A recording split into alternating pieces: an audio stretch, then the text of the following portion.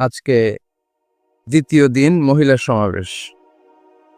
আজকের এই প্রোগ্রামে যে সমস্ত মায়েরা বোনেরা আপনারা এসেছেন, আপনাদের এই সুন্দর সিদ্ধান্তের জন্য আপনাদেরকে ধন্যবাদ। আপনাদের সবাইকে শুকরিয়া জানাচ্ছি, মোবারকবাদ জানাচ্ছি। আহলান ওয়া সাহলান ওয়া মারহাবান বিকুম ফি হাদাল লিকা আত-তাইয়িব আল খালিস। আমরা শুরুতে আল্লাহর দরবারে শুকরিয়া জানাই যে আল্লাহ তাআলা আজকে হিলফুল ফুজুল ইসলামী যুব সংগঠনের আয়োজনে চমৎকার একটি মহিলা সমাবেশের আয়োজন তারা করেছে। আমি সব সময় আমার শ্রোতাদেরকে এই কথাটা বোঝানোর চেষ্টা করি যে নারীদেরকে সুযোগ করে দেয়া দরকার, কেননা এই নারীদের পেট থেকে জন্মেছে নবীরা, নাকি নবীরা আকাশ থেকে নেমে এসেছে? আল্লাহর ওয়ালিরা, ইসলামের জন্য যারা শহীদ হয়েছে, সব শহীদরা, সব সিদ্দিকিনরা, সব সৎ কর্মশীলরা এই নারীদের পেট থেকেই এসেছে। এজন্য নারীদের পেটগুলো হচ্ছে খনির মতো। এটা খনি। নারীদের যত্ন নিলে এই খনি থেকে ভালো জিনিস পাওয়া যাবে, আল্লাহওয়ালা পাওয়া যাবে, হাফেজ পাওয়া যাবে, সালেহ পাওয়া যাবে। আর নারীদের যত্ন না নিলে, কোরআন সুন্নাহ শিখানোর সুযোগ না করে দিলে তাদের পেট থেকেই ডাকাতরা বের হয়, ঠিক কিনা? এই যে যত ডাকাত, সন্ত্রাস, চাঁদাবাজ পৃথিবীতে এসেছে, এরাও এসেছে নারীদের পেট থেকেই। এজন্য বলা হয় বাপ ভালো তার বেটা ভালো তাই, মা ভালো তার জি, গাই ভালো তার দুধ ভালো রে, দুধ ভালো তার ঘি। গাই ভালো তো দুধ ভালো, দুধ ভালো তো ঘি ভালো, মা ভালো তো মেয়ে ভালো, বাপ ভালো তো বেটা ভালো। কথা বুঝতে পেরেছেন? এজন্য নারীদেরকে সুযোগ করে দেওয়া উচিত। তারা যদি কোরআন সুন্নাহ জানে, তাহলে ঘরের মধ্যে কোনো শিরকের ছোঁয়া থাকবে না। আর নারীরাই যদি বিপদগামী হয়, ওই ফ্যামিলিটা বিপদগামী হয়ে যায়। এজন্য আসুন আমরা আল্লাহর দরবারে শুকরিয়া জানাই যে আল্লাহ তাআলা আমাদেরকে আজকে মহিলা সমাবেশে আসার বসার তৌফিক এনায়েত করলেন। আমরা আল্লাহর দরবারে শুকরিয়া জানাই। আমরা পড়ে নিচ্ছি কালিমাতুশ শুকর আলহামদুলিল্লাহ। আমরা আল্লাহর কাছে কামনা করছি যে আল্লাহ তাআলা শেষ পর্যন্ত যেন আমাদেরকে এই প্রোগ্রামে উপস্থিত থাকার তৌফিক এনায়েত করে এবং এই প্রোগ্রামের সর্বোচ্চটা যেন আমরা নিয়ে যেতে পারি। আল্লাহ তুমি তৌফিক দাও। আজকের এই প্রোগ্রামটাকে তুমি আমাদের নাজাতের ওসিলা বানাও। সম্মানিত ভাইয়ের, আমি ছোট্ট একটা আয়াত তেলাওয়াত করেছি, ওয়াকারনা ফি বুয়ুতিকুন্না ওয়ালা তাবাররাজনা তাবাররুজাল জাহিলিয়াতিল উলা। ওয়াকারনা ফি বুয়ুতিকুন্না, আল্লাহর অর্ডার। ও বান্দিরা, তোমরা ঘরে থাকো। কই থাকো? ঘরে। আর আপনারা থাকবেন কই? বাইরে। নারী যদি ঘরে থাকে, আমরা কই? বাইরে। এটাই হচ্ছে সিকোয়েন্স। পুরুষরা থাকবে বাইরে, নারীরা ঘরে। পুরুষরা প্রয়োজনে ঘরে যাবে আর নারীরা প্রয়োজনে বাইরে যাবে, ঠিক কিনা? এজন্য রাব্বুল আলামিন বললেন ওয়াকারনা ফি বুয়ুতিকুন্না ওয়ালা তাবাররাজনা তাবাররুজাল জাহিলিয়াতিল উলা। ও আমার বান্দারা, ও আমার বান্দিরা, তোমরা ঘরে অবস্থান করো, ঘর থেকে বের হবে না প্রয়োজন ছাড়া। আর জাহিলি যুগের নারীদের মতো নিজেদের সৌন্দর্যকে প্রকাশ করে বের হবে না। কথাটা কার? বলো, কথা কার? আল্লাহর বাণী। আমার বান্দিরা, তোমরা ঘরে অবস্থান করবে আর জাহিলি যুগের নারীদের মতো নিজেদের বিউটি, সৌন্দর্যকে এক্সপোজ করবে না, দেখিয়ে বেড়াবে না। ঘরের মধ্যে তোমাদের অবস্থান। তার মানে নারীর মূল আবাস কেন্দ্র হলো ঘর। পুরুষ থাকবে বাইরে। পুরুষ কাজ করতে যাবে, চাকরি করতে যাবে, সমাজে নেতৃত্ব দিতে যাবে, রাতের বেলা বিশ্রামের জন্য ঘরে আসবে। আর নারী সারাদিন সারা সময় ঘরে থাকবে, ডাক্তারের কাছে যাওয়ার জন্য ঘরের বাইরে যাবে, জরুরি প্রয়োজনে ঘরের বাইরে যাবে, ঠিক কিনা? তাহলে ঘরটা বেসিক্যালি নারীদের। ঘর নারীদের দখলে আর বাইরটা আমাদের দখলে। এটা হচ্ছে আল্লাহর দেয়া সিকোয়েন্স। সুবহানাল্লাহ পড়েন। কিন্তু নারীরা এখন ঘর থেকে বাইরে বেরোতে শুরু করেছে। আল্লাহ সিকোয়েন্স দিলেন নারী থাকবে ঘরে, পুরুষ বাইরে। আমরা উল্টায় ফেলছি। এখন আমরা থাকি ঘরে, নারীরা চলে গেছে বাইরে। এজন্য জ্বালা যন্ত্রণা ফ্যামিলির ভিতরে বেশি না কম? আমি বলে থাকি যে নারীরা দুই জায়গায় খুব বেশি যায়, হুমড়ি খেয়ে পড়ে। এক যায় বাজারে, দুই যায় মাজারে, ঠিক কিনা? মাজারে যায় অনেক, ছেলে নাই মেয়ে নাই, ভাবে যে মাজার থেকে সন্তান পাওয়া যায়। এরকম আছে না নাই? রাব্বুল আলামিন বলেন ইয়াহাবু লিমান ইয়াশাউ ইনাসান ওয়া ইয়াহাবু লিমান ইয়াশাউ যুকুর আও ইউযাওয়িজুহুম যুকরানা ওয়া ইনাসা ওয়া ইয়াজআলু মান ইয়াশাউ আকিমা ইন্নাহু আলিমুন কাদির। তিনি যাকে চান তাকে মেয়ে দেন। আগে মেয়ের কথা বললেন, আগে ছেলে বলে নাই। তার মানে মেয়ের ভিতরে বরকত বেশি না কম? বেশি। আল্লাহ যাকে চান তাকে মেয়ে দেন, আল্লাহ যাকে চান তাকে ছেলে দেন, আবার যাকে চান তাকে ছেলেও দেন মেয়েও দেন, আবার যাকে চান তারে ছেলেও দেন না মেয়েও দেন না। তিনি কে? আল্লাহ। এজন্য চাইতে হবে তার কাছে, মাজারে যে চাওয়া যাবে না। আমার বোনেরা খবরদার, খবরদার, খবরদার, মাজারে যে কিচ্ছু যাবেন না। মাজারে তো আপনাদের যাওয়ারই দরকার নাই, কারণ নারীদেরকে কবরের সামনে যে কবর জিয়ারত করতে নিষেধ করেছেন মুহাম্মদ সাল্লাল্লাহু। কারণ নারীরা দুর্বল চিত্তের অধিকারী হয়, রক্ত দেখলে ভয় পায়, পায় না? জি, আমরা ভয় পাই, আমরা তো জবাই করি। আমরা কুরবানির সময় আল্লাহু আকবার, রক্ত দেখলে আমরা ভয় টয় পাই না। নারীরা রক্ত দেখলে ভিড়কে ওঠে, ওরা ভয় পায়। এজন্য পৃথিবীর কোন দেশের সেনাবাহিনীর প্রধান, চিফ ইন মিলিটারি, আপনি নারী দেখাতে পারবেন না। পৃথিবীতে এতগুলো দেশ, কোন দেশের সেনাপ্রধান নারী আছে? থাকলে আমারে জানো। কোন দেশের বিচারপতি নারী আছে? নাই। কারণ এই ডিসিশনগুলো নিতে হলে অনেক বড় মাথা লাগে, অনেক সাহস লাগে, কিন্তু নারীরা রক্ত দেখলে ভয় পেয়ে যায়। সুবহানাল্লাহ পড়েন। কি ব্যালেন্স আল্লাহ করে দিলেন। এই জন্য খবরদার, মাজারে যে কিছু চাওয়া যায় না। মাজারে পড়ে থাকা ব্যক্তিটা আপনার মতোই ব্যক্তি। আল মাইয়িতু ফিল কবরি কাল গারিকু ফিল বাহরি। সাঁতার না জানা ব্যক্তি সাগরে পড়ে গেলে যেমন অসহায়, কবরে চলে গেলে মানুষ তেমন অসহায়। সে কিচ্ছু দিতে পারে না, বরং আপনি কবরের সামনে যে দোয়া করে তারে কিছু দিয়ে আসবেন। ঠিক কিনা? কথা বুঝতেছেন? এজন্য মায়েরা বোনেরা আবার বলি, খেয়াল করে শুনবেন, মাজারে যাওয়া যাবে না, মাজার কেন্দ্রিক হওয়া যাবে না। চাইতে হবে কার কাছে? দিতে পারে একজন, তিনি কে? কেউ যেটা দেখে না দেখে কে? কেউ যেটা শোনে না শোনে কে? কেউ যেটা পারে না পারে কে? এজন্য চাইবো কার কাছে? 24/7 সবসময় দেওয়ার জন্য ধন ভান্ডার নিয়ে তিনি প্রস্তুত, কিন্তু আমরা চাই না। এজন্য মায়েরা যারা এতদিন মাজার কেন্দ্রিক ছিলেন, এই অভ্যাসকে আপনারা পাল্টে ফেলেন। মাজারেও যাবেন না, বাজারেও যাবেন না। জরুরি প্রয়োজনে হিজাব মেনটেন করে বাজারে যাওয়া যেতে পারে, কিন্তু এই কাজটা মূলত পুরুষদের। কাদের কথা বলেন? এজন্য আল্লাহ বললেন ওয়াকারনা ফি বুয়ুতিকুন, নারী তোমরা ঘরে থাকো। কিন্তু ঘরে না থেকে এখন বাজার কেন্দ্রিক, মাজার কেন্দ্রিক। ঘরে থাকতে চায় না। ঘরেই যে আল্লাহ কত দায়িত্ব দিয়েছে নারীদের। এক একটা ঘর এক একটা ফ্যামিলি, এক একটা ফ্যামিলি এক একটা ইনস্টিটিউশন, প্রতিষ্ঠান। আর এই প্রতিষ্ঠানের এমডি, ম্যানেজিং ডাইরেক্টর হচ্ছে এক একটা মহিলা। চিল্লা এখন ঠিক কিনা? রব্বুল আলামিন নারীদেরকে ঘরের এমডি বানালেন, বাড়ির এমডি, ম্যানেজিং ডাইরেক্টর। অনেক কিছু ম্যানেজ করতে হয়। ফুড ম্যানেজমেন্ট জানা লাগে, কুকিং ম্যানেজমেন্ট জানা লাগে, রেয়ারিং আপ দ্য চিলড্রেন জানা লাগে, ডিপ্লোমাসিও জানা লাগে। কেমন করে রান্না করবে এটা জানতে হয়, কেমন করে ঘরকে ক্লিন রাখবে জানতে হয়, কেমন করে ছেলে মেয়েকে লালন পালন করতে হবে জানতে হয়, কেমন করে স্বামীর মন জুগিয়ে শাশুড়ির মন জুগিয়ে চলতে হয় সেটাও জানতে হয়। এটা বলে ডিপ্লোমাসি। কূটনৈতিক জ্ঞান না থাকলে আরেক বাড়ির মাইয়া নতুন এক বাড়িতে যাইয়া সবার সাথে মিলেমিশে চলতে পারে? কথা কল। তো আপনার ডিপ্লোমেসি জানা লাগে, আপনার food management, cooking management, washing management, rearing up the children, চিলড্রেনদেরকে কিভাবে বড় করতে হয় এটা জানতে হয়। তো এত দায়িত্ব ধুইয়া আপনার ম্যানেজিং ডাইরেক্ট দায়িত্ব ধুয়ে আপনি মাইরে যান কেন? কথা বলেন। এজন্য আল্লাহ বললেন ওয়াকারনা ফি বুয়ুতিকুন্না, ঘরে থাকবা। ঘরে থাকলে ওই ঘরটারে বরকতময় করে দেয় কে? আল্লাহ। দেখবেন যেই ঘরে নারী থাকতে পারে না, ওই ঘরটা উস্কো খুস্কো, রুক্ষ, ভালোবাসার ছোঁয়া নাই।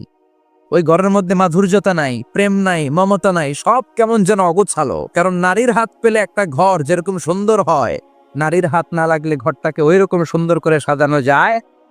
মাঝে মাঝে আমরাও ঘর গুছাই, মাঝে মাঝে আমরাও ঘরকে পরিচ্ছন্ন করতে চাই, কিন্তু মেয়েরা যেমন করে সাজায় আমরা তেমন করে পারি নাকি? কথা কয় না? কথা বলেন। পারি পারি। আমরাও মাঝে মাঝে রান্না করি, মহিলা রান্না করলে যেই স্বাদ হয় আমাদের তো এটা হয়। কথা বলেন। এজন্য আল্লাহ বললেন ওয়াকারনা ফি বুয়ুতিকুন্না, ঘরে থাকবা। পুরুষরা থাকবে বাইরে, তোমরা প্রয়োজনে বাইরে যাবা। আর পুরুষরা রাত্রি বেলায় বিশ্রামের প্রয়োজনে ঘরে আসবে। কার কথা? কার কথা?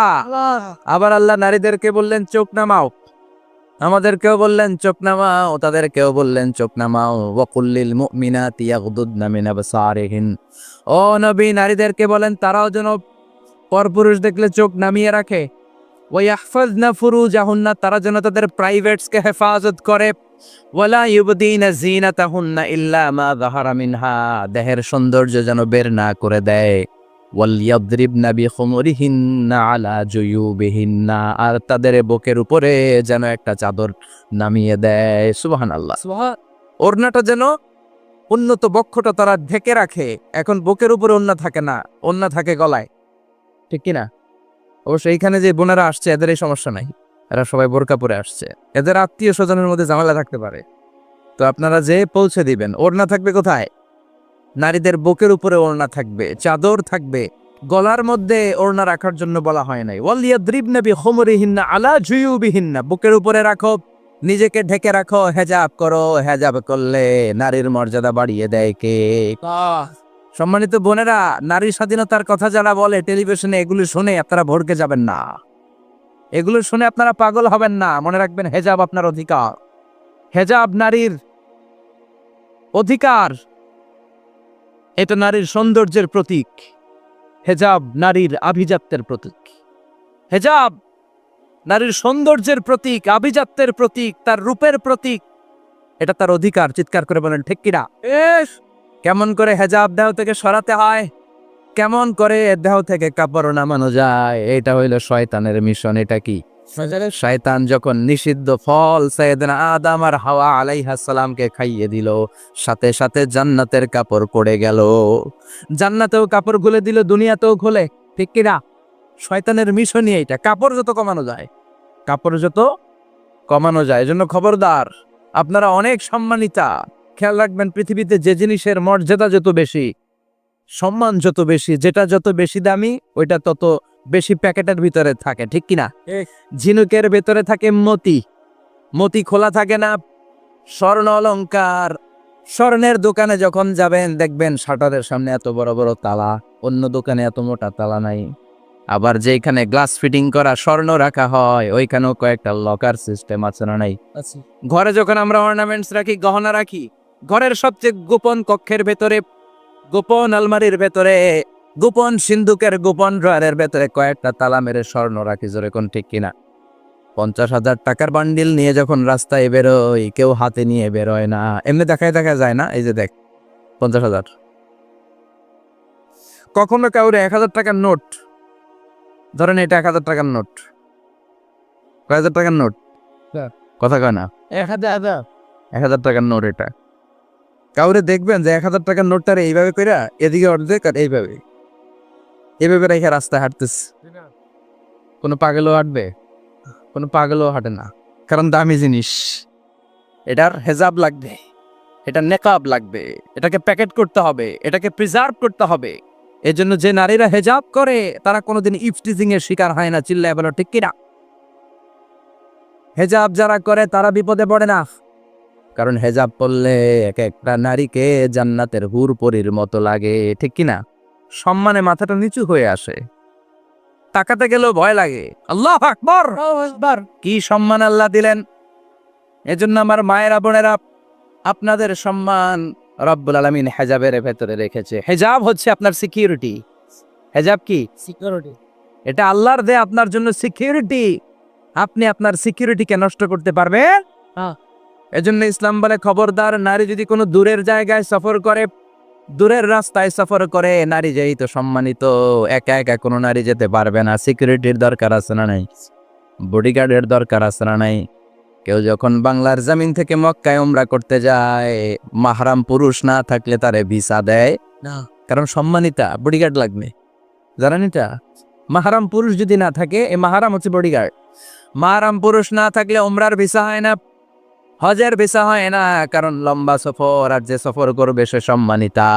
সম্মানিতা নারীর জন্য সিকিউরিটির দরকার আছে না নাই? বডিগার্ড লাগবে কি লাগবে না? কি সম্মান ইসলাম আমাদেরকে দিল, বুঝলামই না আমরা।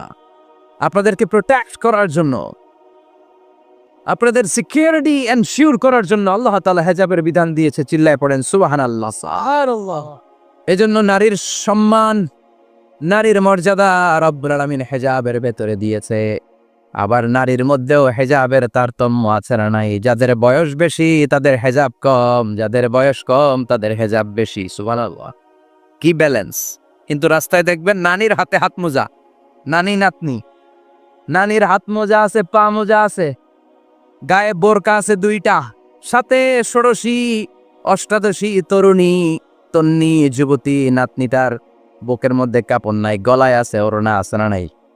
তার মানে পুরাই উল্টা। দরকার ছিল নাতনির হাতে মোজা, পায়ে মোজা, দুইটা বোরকা, নানির গায়ে কাপড় না থাকলেও সমস্যা নাই। হালকা কাপড় পরে নানি বেরোইছে, সমস্যা নাই। কোন রকম চাদর গায়ে দিয়ে নানি বেরোইছে, সমস্যা নাই। কিন্তু নাতনির গায়ে বোরকার দরকার আছে না নাই? হাত মোজা পা মোজার দরকার আছে না নাই? মা মেয়ে বের হয়েছে, মায়ের গায়ে দুই বোরকা, হাত মোজা পা মোজা, মেয়ের গায়ে কাপড় নাই, হাফ নেকেট, আছে না নাই? নানির দিকে তাকাবে কে? উনি তো এক্সপায়ার্ড, উনি কি ডেট শেষ। কথা বলেন, তো তাকাবে? তাকাবে ওই ষোড়শী অষ্টাদশী তরুণী তন্নি যুবতীর দিকে।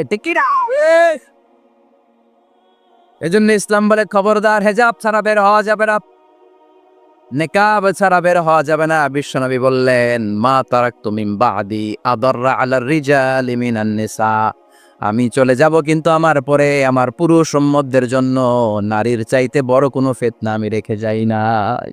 আর বনি ইসরাইলের জামানায় সবচেয়ে বড় ফিতনা হয়েছিল নারীর ফিতনা, নারী কেলেঙ্কারি। এই জন্য নারীরা, বোনেরা, আপনাদেরকে সাবধান থাকতে হবে। নারীর ফিতনা বড় ফিতনা। নারী ভালো হলে সবচেয়ে ভালো, নারী খারাপ হলে নারীর চেয়ে খারাপ কেউ হতে পারে। এজন্য নারীদের জন্য আল্লাহ কিছু মডেল দিলেন, নারীদের জন্য আল্লাহ কিছু আদর্শ পাঠালেন, নারীদের জন্য আল্লাহ শিক্ষণীয় মহীয়সী কিছু নারীর জীবনী দিলেন। বললেন, এই জীবনীগুলো পড়ো, তোমাদের জীবনটারে উজালা করে দিবে কে? আল্লাহ বললেন, দরাবাল্লাহু মাসালাল লিল্লাযীনা আমানু ইমরাতা ফিরআউন। গোটা বিশ্বের সব নারীদের জন্য রব্বুল আলামিন কুখ্যাত সন্ত্রাসী ফেরাউনের বউকে মডেল বানিয়ে দিয়েছে। সুবহানাল্লাহ পড়ে। সুবহানাল্লাহ। কাফেরের বউ মুমিন নারীদের মডেল, আবার নবীর বউ কাফের নারীদের মডেল, আছে না নাই? নূহ আলাইহিস সালাম আল্লাহর সব চাইতে প্রিয় নবী, প্রিয়দের একজন, কিন্তু তার বউ কাফেরদের মডেল। আর কুখ্যাত সন্ত্রাসী ফেরাউন, তার বউ আসিয়া মুমিন নারীদের মডেল। আল্লাহু আকবার। 6 জন নারীর জীবনীর কথা আমি রেকমেন্ড সাজেস্ট করি যে 6 জন নারীর জীবনী মুখস্থ, ঠোঁটস্থ, অন্তস্থ থাকতে হবে প্রতিটা নারীর জন্য। আশা করি মায়েরা বোনেরা শুনছেন, আশা করি আপনারা কান লাগিয়ে শুনছেন, অনুধাবন করার চেষ্টা করছেন। আপনাদের জন্য 6 জন নারীর জীবনী পড়া অবধারিত। সংক্ষেপে বলবো, কয়জন? 6 জন। গুনেন। 1 নম্বরে হচ্ছে হাজার, উম্মে ইসমাইল, সৈয়দনা ইব্রাহিমের বউ, সৈয়দনা ইসমাইল আলাইহিস সালামের আম্মা, নাম হলো হাজার। আমরা বলি বিবি হাজেরা। আমরা কি করি? হাজেরা আছে না? এই প্যান্ডেলও হাজেরা নামে 2 জন বোন থাকতে পারে। আসলে নামটা হচ্ছে হাজার। নামটা কি? হাজার। হাজার। এই হাজার হচ্ছে আপনাদের 1 নাম্বার মডেল। 2 নাম্বার কুখ্যাত সন্ত্রাসী ফেরাউনের বউ আসিয়া আপনাদের 2 নাম্বার মডেল। 3 নম্বরে ঈসা আলাইহিস সালামের আম্মা মারিয়াম আলাইহিস সালাম আপনাদের মডেল। বিশ্বনবীর প্রথম বউ খাদিজা আপনাদের মডেল। বিশ্বনবীর একমাত্র কুমারী বউ মা আয়েশা আপনাদের মডেল। আর বিশ্বনবীর কলিজার টুকরা সাইয়্যিদাতুনা ফাতিমা আপনাদের জন্য মডেল। সুবহানাল্লাহ পড়ে। কয়জন? জোরে বলেন। 6 জন। প্রথমে কার নাম বলেছি? হাজার। দ্বিতীয় আসিয়া। 3 নাম্বার মারিয়াম। 4 নাম্বার খাদিজা। 5 নাম্বারে আয়েশা। 6 নাম্বারে ফাতিমা। সুবহানাল্লাহ পড়ে। বিশ্বনবী বলেছেন, কামুলা মিনার রিজালি কাসির, পুরুষদের মধ্যে কামেল পুরুষের অভাব নাই। ওয়ালাম ইয়াকমুল মিনান নিসা ইল্লা আরবা, নারীদের মধ্যে কামেল নারী হচ্ছে 4 জন। কয়জন? 4 জন। এরপরে আবার বাড়ালেন আয়েশার কথা, আবার বাড়ালেন ফাতেমার কথা, মোট হয়ে গেল 6 জন। সুবহানাল্লাহ পড়ে। মোট কয়জন? 6 জন। আসলে এই 6 জনের জীবনী থেকে একটা একটা করে শিক্ষা আমরা মনে রাখার চেষ্টা করি, তাহলে জীবন উজালা হয়ে যাবে। কয়টা করে শিক্ষা? হাজার আলাইহিস সালাম, ওনার জীবনী থেকে শিক্ষা হচ্ছে তাওয়াক্কুল আলাল্লাহ, বিপদে আপদে সবসময় ভরসা কার উপর? আমাইয়াতাওয়াক্কাল আলাল্লাহি ফাহুয়া হাসবু, যে ব্যক্তি আল্লাহর উপর ভালো করে তাওয়াক্কুল করে একমাত্র আল্লাহই তার জন্য যথেষ্ট হয়ে যায়। সুবহানাল্লাহ। সুবহানাল্লাহ পড়ছেন? পড়েন সুবহানাল্লাহ। হাজার আলাইহিস সালাম, ওনার জীবনী থেকে শিক্ষা হচ্ছে আল্লাহর উপর তাওয়াক্কুল। সৈয়দনা ইব্রাহিম আলাইহিস সালাম, সাইয়্যিদাতুনা হাজারকে নিয়ে, দুধের বাচ্চা ইসমাইলকে নিয়ে মক্কার মরুজমিনের মাঝখানে রেখে আসলেন। মানুষ নাই, প্রাণী নাই, খাওয়ার পানি নাই, কোনো পশু পাখি নাই, আকাশের পাখিও নাই, কেউ নাই, একটা মাত্র পানির মশক। একটা মশকের ভেতরে সামান্য কিছু পানি। দুধের বাচ্চা ইসমাইলকে নিয়ে সাইয়্যিদাতুনা হাজার দাঁড়িয়ে রইলেন। কোনো কথা না বলে বিবি আর বাচ্চাকে রেখে চলে যাচ্ছেন। চোখের পানি ছেড়ে সাইয়্যিদাতুনা হাজার ডেকে বললেন, ইব্রাহিম একটু দাঁড়াও। কথা নাই, বার্তা নাই, কিছুই বললা না। কি আমার অপরাধ? কেন এই ধুধুমরু প্রান্তরে আমাকে এই দুধের বাচ্চাটারে রেখে গেলা? শুধু একটা কথাই জানতে চাইবো, এই যে আমাদেরকে রেখে পাষণ্ডের মতো তুমি চলে যাও, এটা কি তোমার নিজের ইচ্ছায় নাকি আল্লাহর ইচ্ছায়? সাইয়েদনা ইব্রাহিম কোনো কথা না বলে শুধু প্রশ্নের উত্তর দিলেন, বললেন আল্লাহর ইচ্ছায়। কার ইচ্ছায়? নবীরা নিজের ইচ্ছায় কিছু করে না, যেটাই করে করে কার ইচ্ছায়? আল্লাহর। সাইয়্যিদাতুনা হাজার বললেন, ইযান লা ইউদাইয়ুনাল্লাহ। তোমার ইচ্ছায় যদি আমাদেরকে রেখে না যাও, আল্লাহর ইচ্ছায় যদি রেখে যাও, তাহলে আমার ভরসা আছে আল্লাহ আমাদেরকে নষ্ট হতে দিবে না, আল্লাহ আমাদেরকে কোনো কষ্ট দিবে না। আমার আল্লাহই আমার জন্য যথেষ্ট। সুবহানাল্লাহ। আপনারে মায়েরা যারা আছেন, আপনাকে আর আপনার দুই সন্তানকে নিয়ে আপনার স্বামী সিলেটের হাকালুকি হাওরের মাঝখান দিয়ে রেখে আসছে। কি করবেন? পিছনে পিছনে দৌড়াবেন, গালাগালি শুরু করবেন। যদি বলে আল্লাহর ইচ্ছায় তোমারে রেখে গেলাম, জীবনেও মানতে চাবেন না, বলবেন তোরেও বাদ দিলাম, তোর আল্লাহরেও বাদ দিলাম। আছে না নাই? কিন্তু সাইয়্যিদাতুনা হাজার কেমন নারী ছিলেন, একটা টু শব্দ করেন নাই। শুনতেছেন? কেন ইমাজিন, কল্পনা করতে পারেন? দুধুমরু প্রান্তর, খাওয়ার কিছু নাই, পান করার কিছু নাই, কথা বলার মতো একটা মানুষ নাই, রৌদ্রের তাপ মরুভূমির বালুর উপরে এমন ভাবে পড়ে। সৌদি আরবের মরুভূমি যারা দেখেছেন, প্রচন্ড বালুর মধ্যে চাল রেখে দিলে চালগুলো মুড়ি হয়ে যায়। ওই প্রচন্ড মরুভূমির মধ্যে দাঁড়িয়ে বললেন, যদি আল্লাহর ইচ্ছা হয়, আমার আল্লাহ আমার জন্য যথেষ্ট। ঠিকই আল্লাহ যথেষ্ট হয়েছেন। এই মহিলাকে দিয়ে মক্কা আবাদ হয়েছে। মক্কায় কোনো মানুষ থাকতো না, এখন মক্কায় গেলে জায়গা পাওয়া যায়। 25 লক্ষ লোক আমরা হজ করেছি এবার। প্রতিদিন 3 লক্ষ 4 লক্ষ মসজিদুল হারামে একসাথে জামাত। জুমার নামাজের দিন 5 লক্ষ 7 লক্ষ 10 লক্ষ হয়ে যায়। এতগুলো মানুষ আগে ছিল না। সব হলো সাইয়্যিদাতুনা হাজারের ইমানের ফসল। সুবহানাল্লাহ। এই নারী এখানে থাকলেন, আল্লাহর উপর ভরসা করে ইমানের পরীক্ষা দিতে লাগলেন। একদিনের ব্যবধানে খাওয়ার পানির মশকের পানি শেষ। ইসমাইল আলাইহিস সালামের পায়ের ধাক্কায় জমজমের পানি এলো। জুরহুম নামক একটা গোত্র যাচ্ছিল, তারা এসে ওনার হাতে মরিদ হলো। সুবহানাল্লাহ।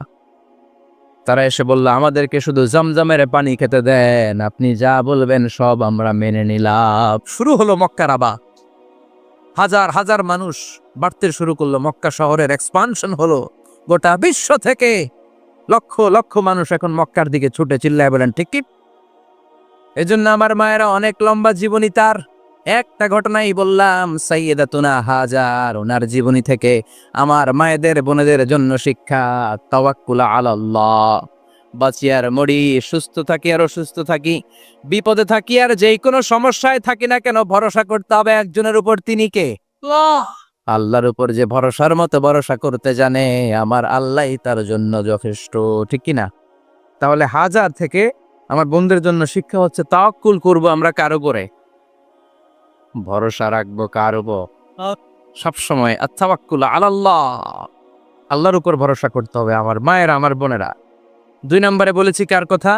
আসিয়া রাদিয়াল্লাহু তাআলা আনহা আলাইহাস সালাম, ফেরাউনের স্ত্রী।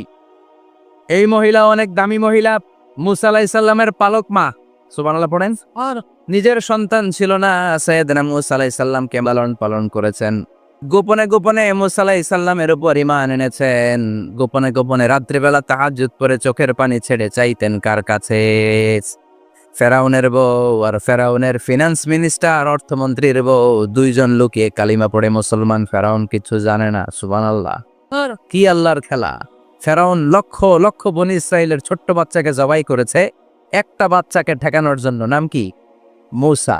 আর ফেরাউনের ঘরে আল্লাহ মুসাকে বড় করলেন। কোন? সুবহানাল্লাহ। লুকিয়ে লুকিয়ে ঈমান আনলো। ফেরাউনের বউ আসিয়া অর্থমন্ত্রীর বউ দুইজন মিলে ফেরাউনের কাছে ঘটনা পৌঁছে গেল, খবর পৌঁছে গেল, ফেরাউন ডেকে পাঠালো। দুধের বাচ্চাকে নিয়ে ফেরাউনের অর্থমন্ত্রীর বউ হাজির। কুখ্যাত সন্ত্রাসী ফেরাউনের নিজের বউ আসিয়াও হাজির। ফেরাউন বলে, এক আল্লাহর উপর কুফরির ঘোষণা দে, আল্লাহকে বলে যা, আমার পায়ের সামনে সেজদা দে, আমি মাফ করে দেব। আসিয়ার এক কথা, জীবন যাবে কিন্তু ঈমান যাবে। ফেরাউনের অর্থমন্ত্রীর স্ত্রীরও এক কথা, যে আল্লাহর কাছে আমরা মাথা নত করেছি, পৃথিবীর কোন শক্তির কাছে ওই মাথার নত হতে পারে না। ফেরাউন বলল, তাই নাকি? দেখি তোদের ইমানের পাওয়ার কত বড়। অর্ডার করলো, বিশাল বড় পাতিল নিয়ে আসো, কড়াই নিয়ে আসো, কড়াই ভর্তি তেল গরম করতে শুরু করো। টকবক টকবক করে কড়াইয়ের মধ্যে গরম তেল। ফেরাউন বলে, ও অর্থমন্ত্রীর স্ত্রী, তোমারে অনেক ভালো জানতাম, এখনই আমার পায়ের সামনে সেজদায় লুটিয়ে পড়ো, আল্লাহরে ছাড়ো, আমি তোরে ছেড়ে দেব। অর্থমন্ত্রীর বউ বলে, এত সোজা না। সুবহানাল্লাহ বলে। সুবহানাল্লাহ। কি ঈমান? ঈমানের পথে অবিচল থেকে আমার মরণ যেন হয়, তোমারই কাছে মিনতি আমার, তোমারই কাছে মিনতি আমার, মহামহিম দয়াময়, ঈমানের পথে অবিচল থেকে আমার মরণ যেন হয়। পড়েন আমিন। আবার পড়েন আমিন। এক কথা, আল্লাহর সামনে মাথা নত করেছি, কারো সামনে করব না। ফেরাউন অর্ডার দিল, এই মহিলার দুধের বাচ্চাটারে টান দিয়ে আন, টকবক তেলের মধ্যে, কড়াইয়ের মধ্যে গরম তেলের মধ্যে ছেড়ে দে। মায়ের চোখের সামনে দুধের বাচ্চাকে গরম তেলের মধ্যে ছাড়ে। হিসাবটা কি সহজ নাকি? কথা বলেন। চিৎকার দিয়ে মা কেঁদে ওঠে, ছেড়ে দাও। ফেরাউনের নির্দয় অন্তরে দয়া হয় না। দুধের বাচ্চাটারে তেলের মধ্যে ছেড়ে দেওয়ার পরে মুহূর্তের মধ্যে ছেলেটা রোস্ট হয়ে যায়। কিন্তু ছেলেটা হাত উঁচু করে ডেকে বলে, মা ভয় পেও না, তোমরা দেখো টকবগে কড়াইয়ের ভেতরে তেল, আসলে মা এটা আগুন না, এটা জান্নাতের বাগান। ও মা, ফেরাউনের দিকে তাকাস না রে মা, আমার মতো দৌড় দিয়ে তেলের মধ্যে ঝাঁপ দে। আল্লাহু আকবার। ফেরাউনের অর্থমন্ত্রীর বউয়ের ঈমান দ্বিগুণ হয়ে যায়, তিনগুণ হয়ে যায়। সে বলে, ফেরাউন, গোটা পৃথিবীটারে এক পাশে করতে পারবি, কিন্তু আমার মাথাটা তোর পায়ের সামনে নোয়াতে পারবি? ফেরাউনের অর্থমন্ত্রীর ওই স্ত্রীকে বাচ্চার পরে ওই তেলের মধ্যে ঢেলে দেওয়া হলো। ওই মহিলাটাও রোস্ট হয়ে যায়। বাকি রইল ফেরাউনের বউ আসিয়া। কি নাম? আসিয়া কিন্তু দৃশ্যটা দেখেছে, চাক্ষুষ মৃত্যু দেখেছে দুইজনের। ফেরাউন বলে, আসিয়া, কত অন্তরঙ্গ সম্পর্ক আমাদের, আজীবন কত ভালোবাসা ছিল, কত খুনসুটি ছিল, কিন্তু আমার পায়ের মধ্যে সেজদা দিয়ে প্রমাণ করতি আমারে ভালোবাসিস। আসিয়ারও একই কথা, জীবন দিব কিন্তু ঈমান দিব না। ফেরাউন বলল, তোকেও আমি ছাড়বো না, তোকে আমি উলঙ্গ করব। হাজার হাজার মানুষের সামনে আসিয়ার কাপড় টেনে নেওয়া হলো, তক্তার মধ্যে শুইয়ে তক্তার মধ্যে হাতে পায়ে পেরেক মারা হলো। হাতের এই পাশ দিয়ে পেরেক ঢুকে ওই পাশ দিয়ে বেরোয়, তক্তার এ পাশ দিয়ে ঢুকে ও পাশ দিয়ে বেরোয়, ফিনকি দিয়ে রক্ত বের করে। আসিয়া সহ্য করতে না পেরে ডেকে বলে, আল্লাহ, ফেরাউন থেকে তুমি আমারে বাঁচাও। এই দোয়াটা সূরাতুত তাহরিমে আল্লাহ সরাসরি কোট করেছেন, রাব্বিবনিলি ইনদাকা বাইতান ফিল জান্নাহ। ও আল্লাহ মালিক, তোমার পাশে জান্নাতে একটা ঘর বানায়া দিও। এরকম একটা সঙ্গীত আছে না নাই? এই সঙ্গীতটা সরাসরি সূরাতুত তাহরিম আসিয়ার দোয়া থেকে কোট করা হয়েছে। পড়েন সুবহানাল্লাহ। মালিক তুমি জান্নাতে, তোমার পাশে আমায় একটি ঘর বানিয়ে দিও, একটি ঘর বানিয়ে দিও, সে বিভীষিকাময় মহাদিনে তোমার প্রতিবেশী করে নিও। মালিক তুমি জান্নাতে, তোমার পাশে আমায় একটি ঘর বানিয়ে দিও, একটি ঘর বানিয়ে দিও। আল্লাহু আকবার। সেই 5,000 বছর আগের দোয়া আজও আমরা তাফসির মাহফিলে গান বানিয়ে বলি। 5,000 বছর আগের কথা আজও আমরা কোরআনের আয়াত হিসেবে পড়ি। আল্লাহু আকবার। কি মাকবুল হয়েছেন মহিলাটা আল্লাহর দরবারে। আল্লাহরে বললেন, আল্লাহ শুধু তোমার ইবাদতের কারণে আজকে আমার এমন দশা উলঙ্গ হওয়া লাগলো, আমার হাতে পায়ে পেরেক ঠোকা হলো। আল্লাহ এখন গরম তেলের মধ্যে ছেড়ে দেয়া হবে, তুমি বাঁচাও। আল্লাহ বললেন, জিব্রাইল আমার জান্নাতটারে আসিয়ার চোখের সামনে তুলে ধর। আমার আসিয়া দুনিয়ার বুকে থেকে এই জান্নাত দেখে দেখে আমার মেহমান হয়ে আমার কাছে আসবে। আসিয়াকেও গরম তেলের মধ্যে ফেলে দেয়া হলো। দুনিয়ার বুকে থেকে জান্নাতের নমুনাটা দেখতে দেখতে সাইয়েদাতুনা আসিয়া আল্লাহর কাছে চলে গেলেন। পড়েন আল্লাহু আকবার। এজন্য ঈমানের পথে অবিচল থেকে আমার মরণ যেন হয়। পড়েন আমি। তাহলে আসিয়ার জীবনী থেকে আমার মায়েদের জন্য শিক্ষা হলো, ঈমান ছাড়া যাবে না, বেঈমান হয়ে মরা যাবে না, মাজারে গিয়ে মুশরিকাদের কাতারে নাম তোলা যাবে। ওই মায়েরা ঈমান কেমন করে রক্ষা করবেন? ঈমান কত বড় দামি জিনিস, ঈমান একজন নারীর মর্যাদা আল্লাহর কাছে কত বাড়িয়ে তোলে। আসিয়ার জীবনে এই শিক্ষাটা আছে না নাই? কথা কম আছে, বোঝা যায় বোঝা যায়। তাহলে প্রথমে জানলাম কার কথা? হাজারের কথা। হাজারার জীবনী থেকে শিক্ষা ছিল তাওয়াক্কুল করতে হবে একজনের উপর, তিনি কে? আল্লাহ। আসিয়ার জীবনী থেকে আমরা কি শিখলাম? ঈমান রক্ষা করতে হবে। জীবন যাবে, ঈমান যাবে, জীবন যাবে, ঈমান যাবে। 3 নম্বরে মারিয়াম আলাইহাস সালাম, আজীব একটা মহিলা, স্বামী ছাড়া তার পেটের ভেতরে সন্তান দিয়েছে কে? আবার উনার নামে কোরআনে একটা সূরা দিয়েছে কে? কি নাম? সূরাতু মারইয়াম, কাফ হা ইয়া আইন সাদ, যিকরু রাহমাতি রাব্বিকা আবদাহু জাকারিয়া। আল্লাহু আকবার। কি সুন্দর সূরা, কি অন্তমিল, কি চমৎকার ঘটনার বর্ণনা। উনার নামেও সূরা, উনার ফ্যামিলির নামেও সূরা, উনার আব্বার নাম ইমরান, মায়ের নাম হান্না বিনতে ফাখুজ। উনাদের ফ্যামিলিটা আল্লাহর কাছে এত প্রিয়, আল্লাহর একটা সূরা দিলেন ইমরানের পরিবারের সূরা। কোন? সুবহানাল্লাহ। কোরআনের 3 নাম্বার সূরা, সূরাতু আলে ইমরান। কি নাম? সূরাতু। আবার কোরআনে আল্লাহ ওনাকে বলেছেন সিদ্দিকা, মানে সত্যবাদী নারী। আবার আল্লাহ বলেছেন ওয়ালাইসা যাকারু কাল উনসা, এটা এমন মেয়ে কোন পুরুষ এই মেয়ের মতো হতে পারে? ওনার মা হান্না বললেন, আল্লাহ আমার পেটে ছেলে না মেয়ে আমি জানি না। যখন মারিয়াম পেটে, আল্লাহ ছেলে হোক মেয়ে হোক বাইতুল মুকাদ্দাসের খাদেম হিসেবে তুমি কবুল করে নাও। আমার পেটে যা আছে তোমার জন্য মানত করে দিলাম। কিন্তু ভূমিষ্ঠ করার পরে দেখে মাইয়া, ভূমিষ্ঠ করার পরে দেখে কি? মেয়ে। ভাবছিল ছেলে, ছেলে হইলে খাদেম হবে, এখন মেয়ে।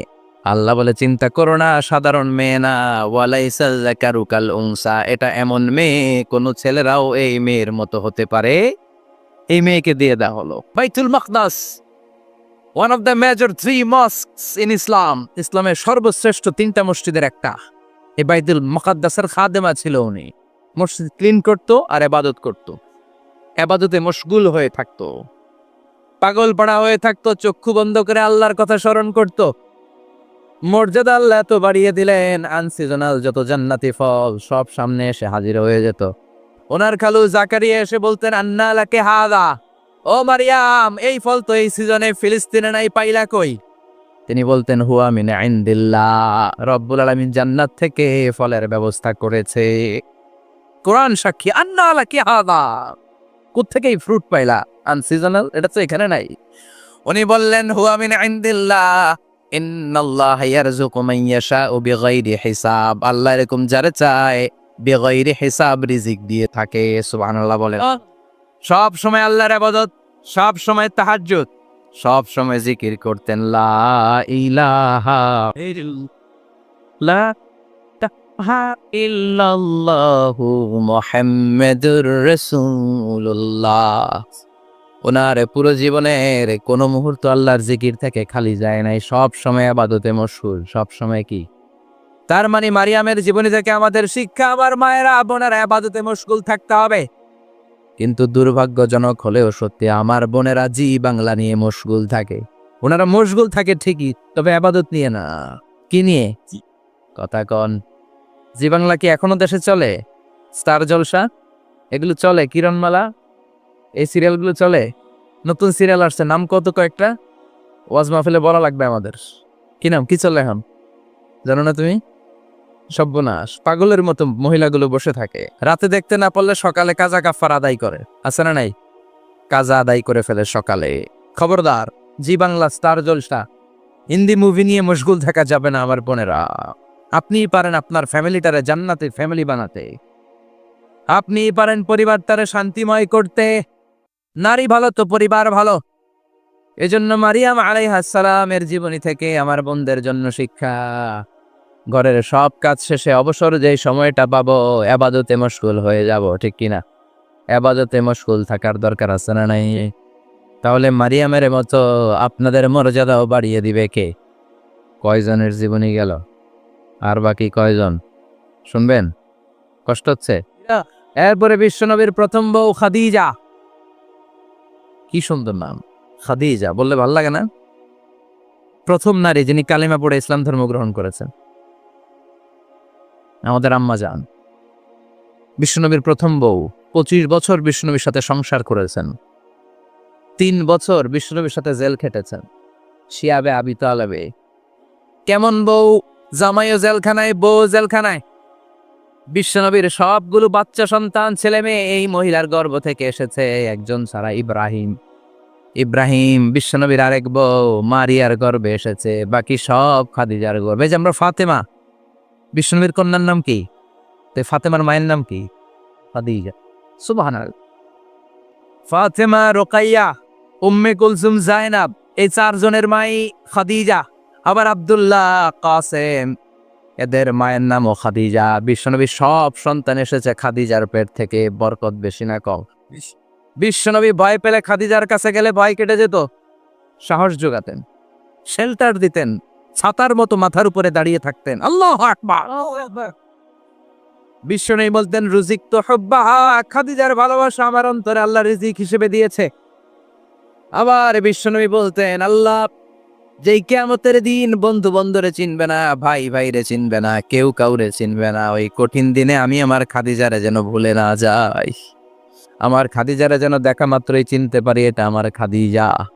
খাদিজাকে নিয়ে মা আয়েশা একদিন একটা কটু কথা বলেছিল, ও নবী, কবে আপনার এই বুড়ি মহিলা, বুড়ি বউ খাদিজা ইন্তেকাল করেছে, তারপরে কত সুন্দরী সুন্দরী বউ আমরা এসেছি, আমার ভালো লাগে না? খালি বুড়ির কথা কন কেন? খালি বুড়ির কথা স্মরণ করেন, আমরা আছি, আমাদের দিকে তাকান, আমরা কত সুন্দরী, আমরা কত ভালো। বিশ্বনবী রেগে গেলেন, মায়েশাকে এইভাবে ধরলেন। জীবনে কোনোদিন কোনো স্ত্রীর গায়ে হাত তোলে নাই, শুধু ওই দিন মায়েশাকে এইভাবে ধরেছিলেন আর বলেছিলেন, আয়েশা খবরদার জীবনে এই কথা বলবা না, আমার খাদিজা আমার বিপদের দিনের সঙ্গিনী, তোমরা আমার সুখের দিনের সঙ্গিনী, তোমরা কেউ আমার সাথে জেল খাটো নাই, খাদিজা আমার সাথে জেল খেটেছে 3 বছর। কয় বছর? কি মহিলা ছিল, বিশ্বনবীকে সবসময় আগলে রেখেছে, শেল্টার দিয়েছে, প্রতিভক্ত ছিল। খাবার নিয়ে বিশ্বনবীর জন্য এদিক সেদিক যেতেন, বিশ্বনবী না আসলে খেতেন না, বিশ্বনবীকে কলিজার চাইতো বেশি ভালোবাসতো, পতি যা বলবে তাই শুনতো। ও মায়েরা, খাদিজাতুল কুবরার জীবনী থেকে আপনাদের জন্য শিক্ষা হলো প্রতিভক্তি। কি ভক্তি? এখন প্রতিভক্তি নাই, আমরা করি নারী ভক্তি। এখন নারী নির্যাতন কমে গেছে বাংলাদেশে, বেড়ে গেছে পুরুষ নির্যাতন। কথা কর, এখন আমরা ভক্তি করা লাগে, আমরা ভক্তি না করলে ঘরে খাওয়ান নাই, এরকম ঝামেলা আছে না নাই? কথা বলেন। আপনাদের নাগাইশের মহিলারা অনেক ভদ্র, নাগাইশের মহিলারা নিশ্চয়ই পতিকে অনেক ভক্তি করে। মায়েরা, বোনেরা, আপনার স্বামী যদি আপনার উপরে নাখোশ থাকে, আপনার এবাদত আপনাকে বাঁচাতে পারবে না। বিশ্বনবী ফাতেমাকে বললেন, ফাতেমা তুমি বিশ্বনবীর মেয়ে হতে পারো, কিন্তু আলী যদি তোমার উপরে নাখোশ থাকে, তোমার সব শেষ, সব শেষ। আবার বিশ্বনবী বললেন, আমি যদি এক আল্লাহ ছাড়া কারো সামনে মাথাটা নত করার বিধান দিতাম, এক আল্লাহ ছাড়া যদি কাউকে সেজদা করতে আমি বলতাম, আমি দুনিয়ার সব নারীদের বলতাম স্বামীর পায়ে সেজদা দিয়ে পড়ে থাকো। কি সম্মান আল্লাহ দিলেন স্বামীকে।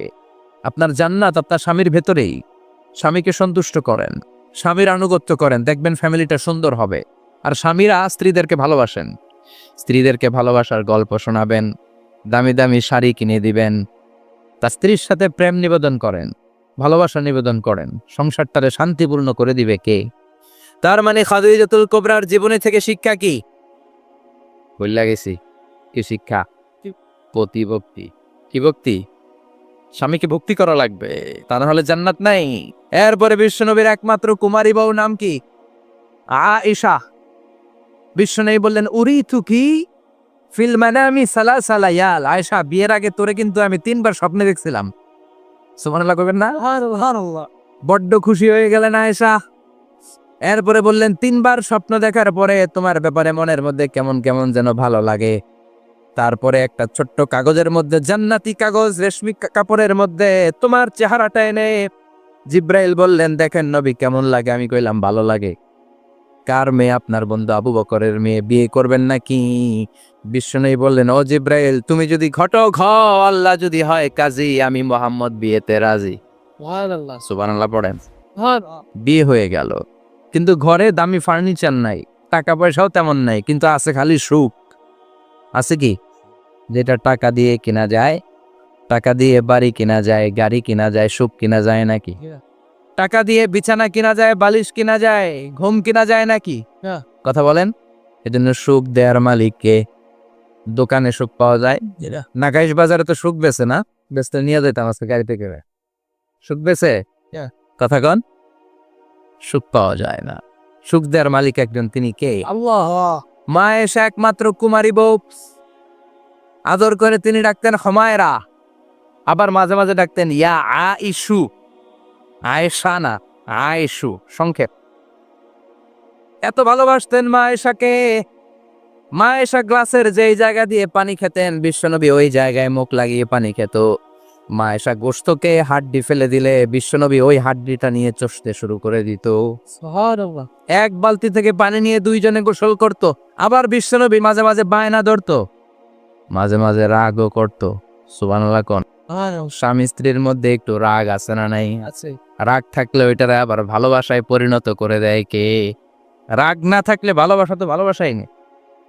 রাগ থাকতেই হবে, তাইলেই ভালোবাসার মর্ম বোঝা যায়। চিল্লায় বলেন ঠিক কিনা? ক্ষুধা না থাকলে খাবারের মর্যাদা বোঝা যায় না। সারাদিন পেট ভরা, খাওয়ার মজা বুঝবেন? ক্ষুধা, প্রচন্ড ক্ষুধা, তৃষ্ণার্ত, লেবুর শরবত পাইলে অমৃতের মতো লাগবে। প্রচন্ড ক্ষুধা, হাজি বিরিয়ানি পাইছেন 1 প্লেট, ইচ্ছে মতো খাবেন, কিন্তু পেট ভর্তি, হাজি বিরিয়ানি খাওয়া যাবে? এজন্য রাগ না থাকলে ভালোবাসা যে কত দামি, ভালোবাসা যে আল্লাহর পক্ষ থেকে কত বড় নেয়ামত বোঝা যায় না। মাঝে মাঝে মা আয়েশা রাগ করতেন। শুনতেছেন? জি। বিশ্বনবী বলেন আয়েশা, কখন তুমি রাগ করো, কখন তুমি আমারে ভালোবাসো আমি বুঝি। সুবহানাল্লাহ পড়েন। মা আয়েশা বললেন কেমনে বুঝেন?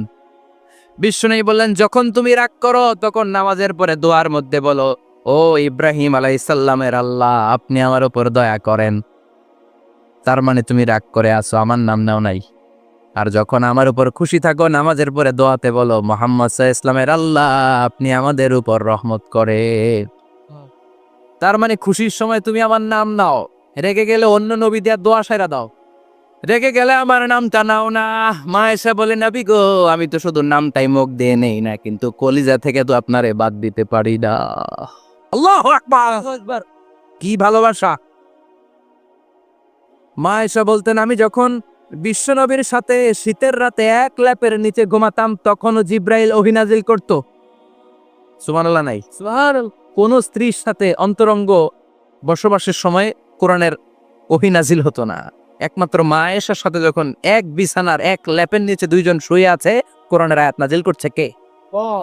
আবার মা আয়েশা বলছেন আমার কারণে ও মুসলিম উম্মাহ তোমরা তায়াম্মুমের বিধান পেয়েছো। ফাতায়াম্মামু সাঈদান তাইয়্যিবা।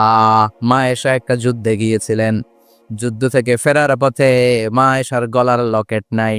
মাঝে মাঝে হয় না, মহিলা গলার লকেট পায় না, পুরা বাড়ি আগুন করে ফেলাইছে।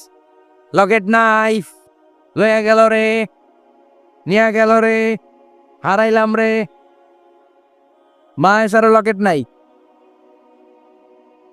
লকেট হারানোর পরে মা আয়েশা কান্নাকাটি। বিষ্ণুই বললেন থামো। অনেকক্ষণ থামার পরে লকেট খুঁজে পায় না। সবাই খোঁজাখুঁজি, লকেট কই, লকেট কই, লকেট খুঁজে পায় না। ওদিক দিয়ে মাগরিবের নামাজের সময়ও শেষ। নামাজের সময় শেষ, আর যেই জায়গায় লকেট খোঁজার জন্য থামা হয়েছে ওই জায়গায় আবার পানি নাই, পানি সামনে, পানির দিকেও যেতে পারে না, লকেটও খুঁজে পায় না, নামাজও পড়া যায় না। সব সাহাবীরা মিছিল শুরু করছে, আবু বকর রে ধর, ধর ধর, আবু বকর রে ধর। আবু বকরের মেয়ের কারণে নামাজ আমাদের চলে যাচ্ছে। সাইয়েদনা আবু বকর ঘটনা বেসামাল দেখে আয়েশার কাছে গেল, যে দেখে বিশ্বনবী মা আয়েশার কোলের মধ্যে, ল্যাপের মধ্যে মাথা দিয়ে শুয়ে আছে। রাগের চোটে বুখারীর বর্ণনা, আঙ্গুল নিয়ে মা আয়েশার পেটের মধ্যে দিল এক খোসা। লকেট হারাইলি কেন ক?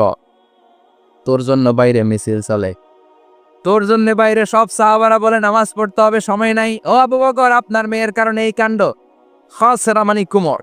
আবু বকর মা আয়েশার খসরাতে এত জোরে গুতা মেরেছেন, মা আয়েশা বললেন এই গুতার কারণে আমি অনেক দূরে চলে যাওয়ার কথা ছিল, ব্যথার চোটে, কিন্তু যাই নাই, কারণ কোলে কে? কোলের মধ্যে বিশ্বনবীর মাথা, নড়ে গেলে বিশ্বনবীর ঘুম ভেঙে যাবে, ব্যথাটা হজম করেছি, নড়ি নাই। আল্লাহ তখন আয়াত নাজিল করলেন, ফালাম তাজিদু মাআন ফাতায়াম্মামু সাঈদান তাইয়্যিবা। ও সাহাবারা, মিছিল বন্ধ করো। কোন নারীর বিরুদ্ধে মিছিল করো? এই নারীর সাথে তো বিয়ে আমি সরাসরি বিশ্বনবীরে দিয়েছি। যাও, ওজুর জন্য টেনশনে ছিলা, টেনশনের দরকার নাই। আয়েশার কারণে আজকে নতুন করে একটা বিধান দিলাম, আজ থেকে যদি অজুর পানি না পাওয়া যায়, বালুর মধ্যে 2 হাত বাড়ি মেরে তায়াম্মুম করো, নামাজ পড়ে নাও, কবুল করে নিবে কে? এই মা আয়েশার লকেট হারানোর কারণে তায়াম্মুমের বিধান নাজিল হয়েছে। কোন সুবহানাল্লাহ। মা আয়েশা বলতেন, আমার কোলে মাথা রেখে বিশ্বনবী শেষ নিঃশ্বাস ত্যাগ করেছে, আবার আমার ঘরের মধ্যেই বিশ্বনবীর কবর। সুবহানাল্লাহ। বিশ্বনবীর কবরটা কিন্তু মা আয়েশার ঘরের মধ্যে, এখনো বিশ্বনবীর কবর যেই জায়গায়, এই জায়গায় মা আয়েশার ঘর ছিল। সুবহানাল্লাহ। কোন 2210টি হাদিস বর্ণনা করেছেন। কত কথা গান? 2210টা। ফ্যামিলির হাদিস বর্ণনার জন্য মা আয়েশাকে আল্লাহ তাআলা বিশ্বনবীর ট্যাপ রেকর্ডার বানিয়ে পাঠিয়েছেন। যাই বিশ্বনবী বলতেন ট্যাপ রেকর্ডের মতো রেকর্ড করে সব সাহাবীদের কাছে বর্ণনা করতেন। কত কবিতা উনি নিজে জানতেন, নিজেই জানে না। কত মাসালা যে জানতেন তার কোনো হিসাব নাই। ইলমুল ফারায়েজ, বাপ মরলে ছেলে মেয়ে থাকলে কে কতটুকু সম্পদ পাবে, মা আয়েশার চেয়ে এই বিধান মদিনায় কেউ জানতো না। বিশ্বনবীর ইন্তেকালের পরে সাহাবাদের মধ্যে কোনো মাসালা নিয়ে কনফিউশন হলে সব সাহাবারা আম্মা জান আয়েশার কাছে এসে সলিউশন নিয়ে যেতেন। সুবহানাল্লাহ। কোন বিশ্বনবী যা বলেছেন সব মুখস্থ রেখেছেন, সব জ্ঞানের কথা ছড়িয়ে দিয়েছেন, সব সময় পড়াশোনা করতেন। সুবহানাল্লাহ। তার মানে মা আয়েশার জীবনী থেকে আপনাদের জন্য শিক্ষা হচ্ছে জ্ঞানার্জন, জ্ঞানানুরাগী হতে হবে। কি হতে হবে? জ্ঞানানুরাগী। বুখারীর বঙ্গানুবাদ পাওয়া যায়, কোরআনের বঙ্গানুবাদ পাওয়া যায়, ইসলামিক অনেক ভালো ভালো রাইটারের বই পাওয়া যায়, ঠিক কিনা? এগুলো পড়ার দরকার আছে আর নাই? অনেকে বলে হুজুর আমার ছেলেটা মোবাইল ছাড়া কিছু বোঝে না। কি কয়? মোবাইল ছাড়া কিচ্ছু বোঝে না। হুজুর মোবাইল দিলে ঠান্ডা, মোবাইল নিলে কান্দে, এরকম আছে না নাই? এর কারণ হাজব্যান্ড ওয়াইফ দুইটার কাছে সবসময় মোবাইল। কথা কন।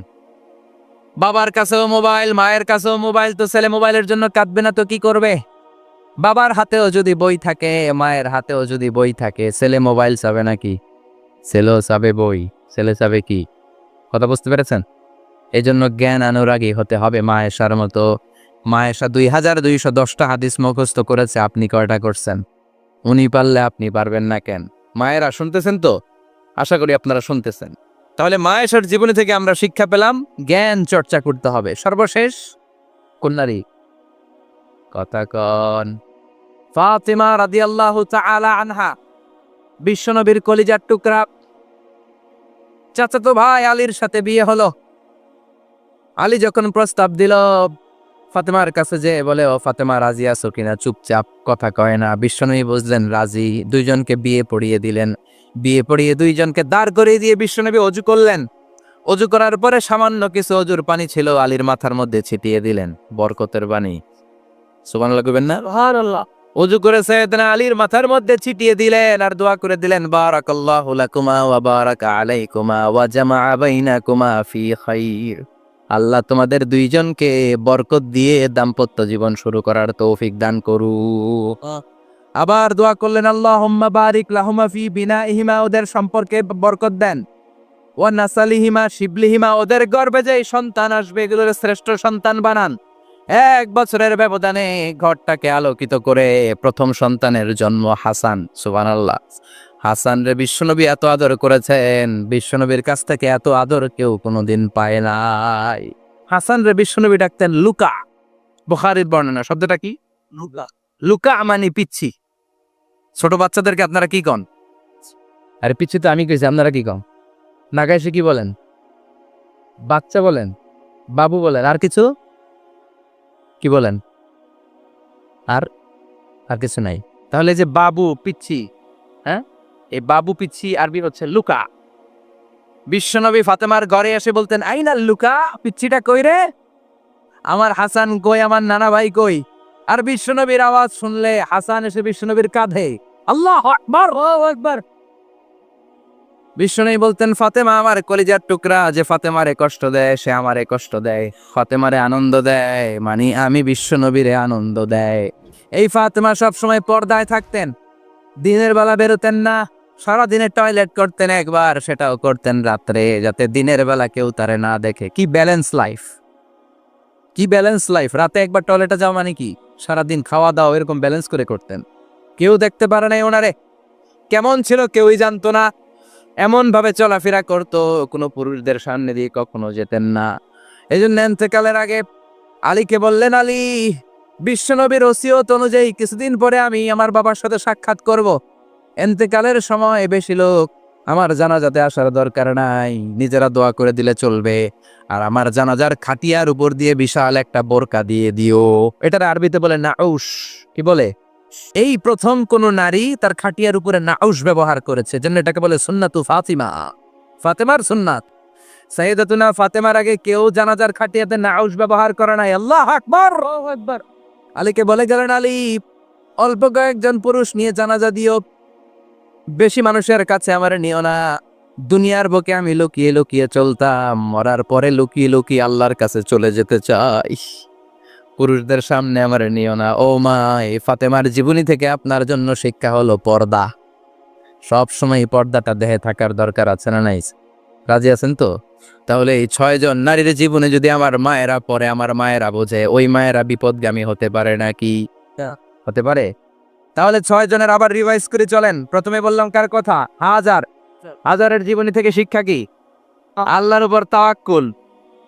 2 নম্বরে বললাম কার কথা? আসিয়ার কথা। আসিয়ার জীবনী থেকে শিক্ষা হলো ইমানের পথে অবিচল থাকতে হবে, ঠিক কিনা? তারপরে মারিয়ামের জীবনী থেকে শিক্ষা হলো সব সময় ইবাদতে মশগুল। খাদিজার জীবনী থেকে শিক্ষা হলো প্রতিভক্তি, স্বামীর প্রতি আনুগত্য। মা আয়েশার জীবনী থেকে শিক্ষা হলো জ্ঞান অর্জন করতে হবে কার খুশির জন্য? আল্লাহ। আর ফাতিমার জীবনী থেকে শিক্ষা হলো সব সময় পর্দা গায়ের মধ্যে থাকার দরকার আছে না নাই? মানতে রাজি আছেন? এই 6 জনের জীবনী গ্রন্থ কিনা যাবে না? জি। কিনতে রাজি আছেন তো? কথা কয় না? জি। সবাই রাজি? নারীদের জন্য জান্নাতে যাওয়া সহজ। A very easy way. Our beloved Prophet Muhammad has prescribed a very easy way to enter the paradise for the women. নারীদের জন্য জান্নাতে যাওয়ার সহজ শর্টকাট। মায়েরা আবার কান খাড়া করেন খরগোশের মতো, শর্টকাট বলে দিয়ে যাই।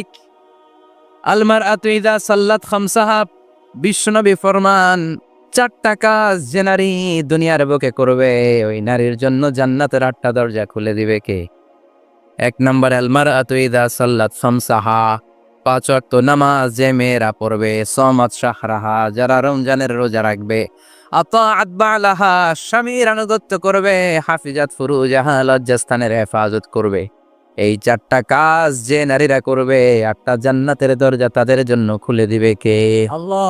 সহজ হয়ে গেল না? মাত্র 4টা। কয়টা? আরো জোরে বলেন, কয়টা? 4টা। মাত্র 4টা কাজ। আর কিছু কাজ করতে বিশ্বনবী নিষেধ করেছেন। জামার উপর দিয়ে পারফিউম মেখে যেতে নিষেধ করেছেন মুহাম্মদ সাল্লাল্লাহু। আইয়ুমা ইমরাআতিন ইস্তাআতারাত, যেই মহিলারা পারফিউম মেখে বের হলো পুরুষদের দৃষ্টি আকর্ষণের জন্য, কিয়ামতের দিন জিনাকারিনীদের কাতারে ওদেরকে দাঁড় করাবে কে? অনেক মহিলারা আছে ঝাঁঝালো পারফিউম দেয়, আছে না? টেম্পুর মধ্যে বসাই যায় না, না? সিএনজিতে বসছেন, এদিকে বসছে খালাম্মায়, হায় হায়। মায়েরা খেয়াল করে শুনেন, আপনাদের ড্রেস কেমন হবে?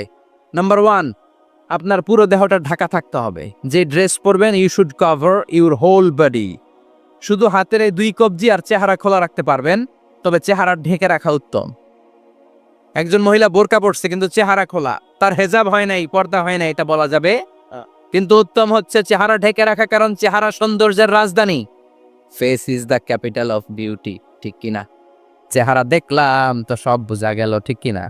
কেমন মাধুর্যতা আছে, দেখতে কেমন সুন্দরী কিনা সব বোঝা যায়। এজন্য চেহারাটাও ঢেকে রাখবেন, চোখটা খোলা রাখবেন। বিশ্বনবীর স্ত্রী উম্মে সালামা বলে, দেখার জন্য আমার 2 চোখের দরকার নাই, লাগবে 1 চোখ। উনি আরেক চোখের মধ্যে আরেক কাপড় দিয়ে রাখতেন, এমনি তাকাইতেন। সাহাবারা বলতেন, উনারা দেখলে আমরা দিতাম দৌড়, ভয় লাগতো।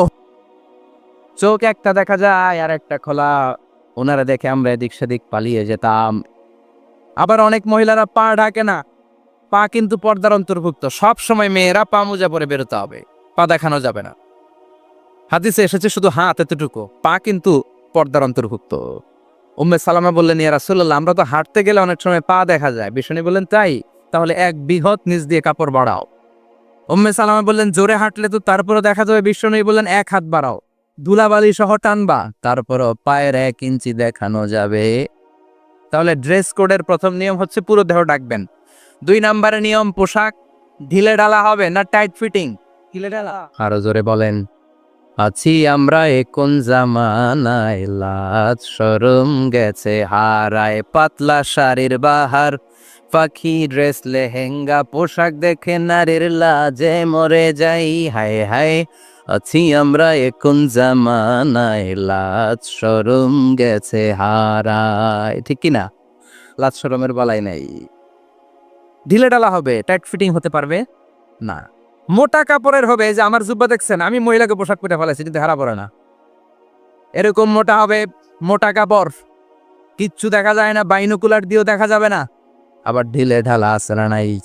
আমরা পুরুষরা যে এটা পরি, এটা দিয়ে 3 মহিলার কাপড় হয়, ঠিক কিনা? কাপড় পরতে চায় না তারা, ওদের পোশাক আমরা নিয়ে নিস। তার মানে ঢিলে ঢালা হবে, মোটা কাপড়ের হবে, টাইট ফিটিং হতে পারবে, আবার পুরুষদের পোশাক হতে পারবে।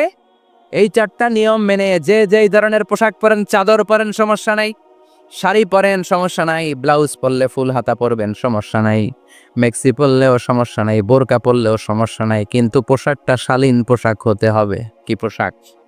সবাই বলে শালীন পোশাক। পুরুষদের পোশাক পরা যাবে, কারণ বিশ্বনবী লানত করেছেন ওই নারীদেরকে, যেই নারীরা পুরুষদের মতো সাজতে চায়। এরকম আছে না নাই? দেখলে বোঝা যায় না কোনটা ছেলে কোনটা মেয়ে, আছে না নাই?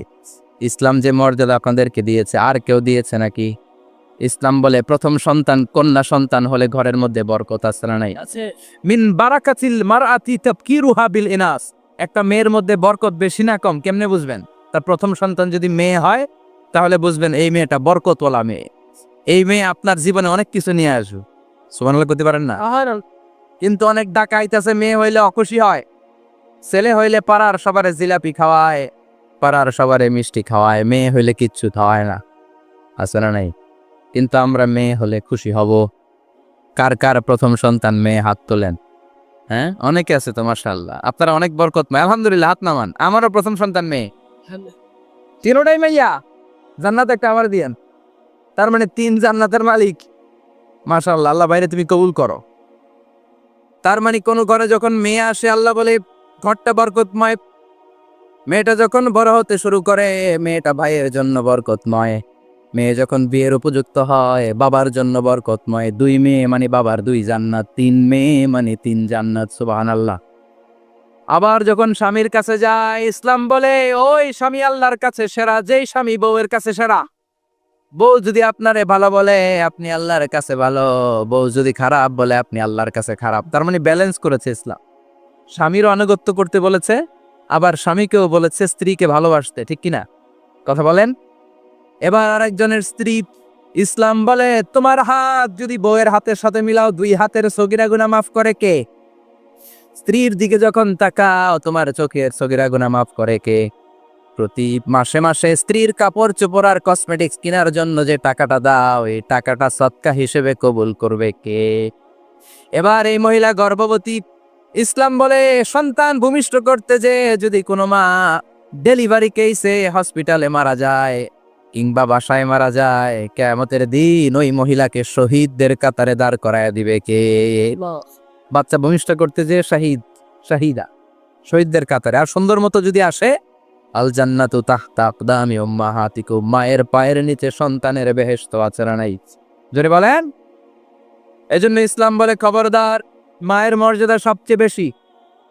এক সাহাবী বললেন, ইয়া রাসূলুল্লাহ, কার সাথে ভালো আচরণ করব, বাবার সাথে নাকি মায়ের সাথে? নবী বললেন, মায়ের সাথে। এরপরে মায়ের সাথে, তারপরে মায়ের সাথে, তারপরে কার সাথে? তারপরে তোমার পিতার সাথে। মায়ের মর্যাদা কয় গুণ বেশি?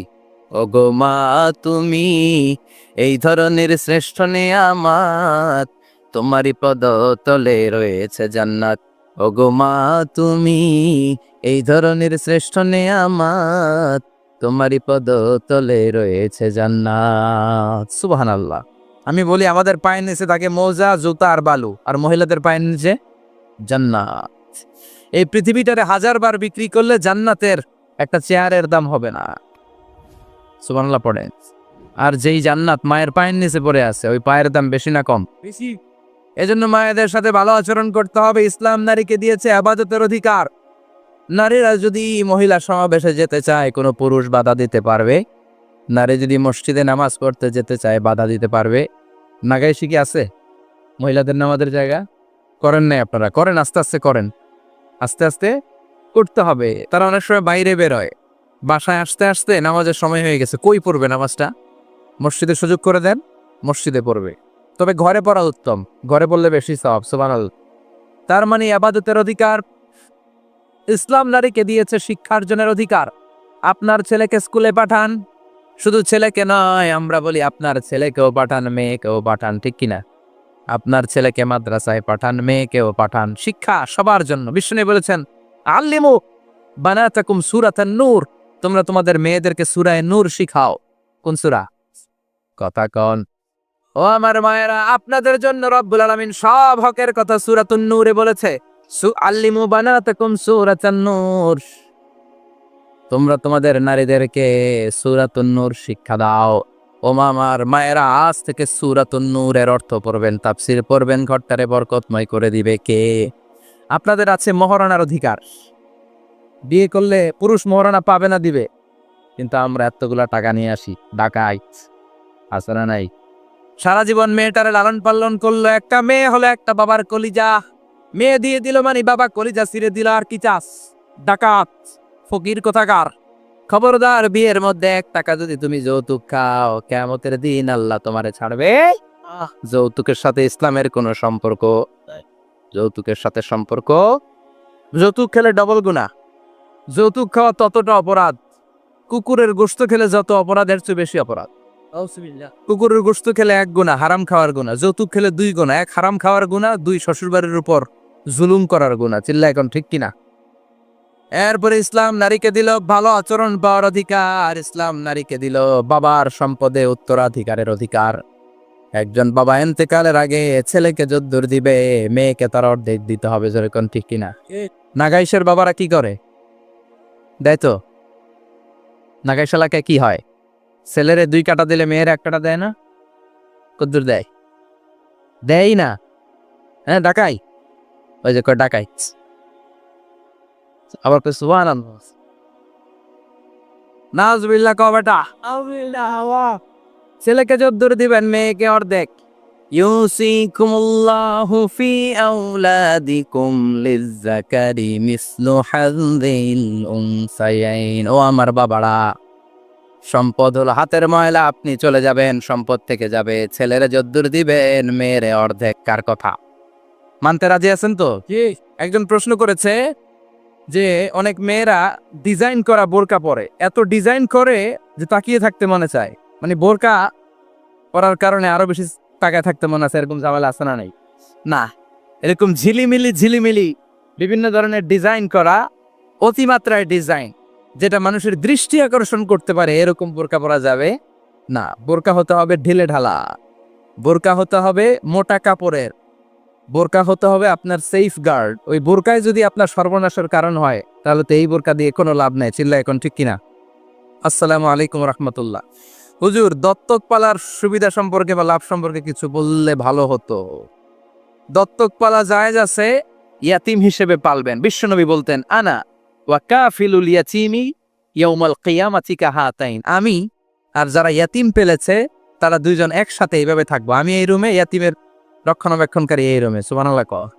নবীর সাথে থাকবেন। তবে যেই ছেলেটাকে নিয়ে আসবেন তাকে আপনার ছেলে হিসেবে পরিচয় দেওয়া যাবে না। সে আপনাকে বাবা ডাকতে পারবে না, সে আপনাকে চাচা ডাকবে, আঙ্কেল ডাকবে, খালু ডাকবে, যা মন চায় ডাকবে। আপনাকে আব্বা এটা বলতে পারবে না। সে বলতে পারবে চাচা, সে বলতে পারবে খালু, সে বলতে পারবে মামা। আমার বোনেরা, আপনাদের জন্য যা বলেছি কেফায়া, নাকতাফি বিহাদাল কাদার, এতটুকুই আমি যথেষ্ট মনে করি। এজন্য এই 6 জন নারীর জীবনী আমাদেরকে জানতে হবে, আমাদেরকে হেজাব পালন করতে হবে আমাদের সিকিউরিটির জন্য। ইসলাম আমাদেরকে যে অধিকার দিয়েছে কেউ দেয় নাই। ইসলাম যে বিধান দিয়েছে আমাদের ভালোর জন্যই দিয়েছে, ঠিক কিনা? আল্লাহ আমাদের সবাইকে কথাগুলো বুঝার ও আমল করবার তৌফিক দান করুক। আমরা পড়ি আমিন। আমার মায়েরা বোনেরা, আপনারা ভালো থাকবেন। আপনাদের যেই আত্মীয় মহিলারা আসতে পারে নাই তাদের কাছে আমার পক্ষ থেকে কথাগুলো পৌঁছে দিবেন। এই নাগাইশ এলাকার সব মাদেরকে, বোনদেরকে আল্লাহ তুমি বিশ্বনবীর স্ত্রীদের মতো কবুল করে নাও। আমরা পড়ি আমিন। সুবহানাকাল্লাহুম্মা বিহামদিকা আশহাদু আল্লা ইলাহা ইল্লা আনতা আস্তাগফিরুকা ওয়া আতুবু ইলাইক।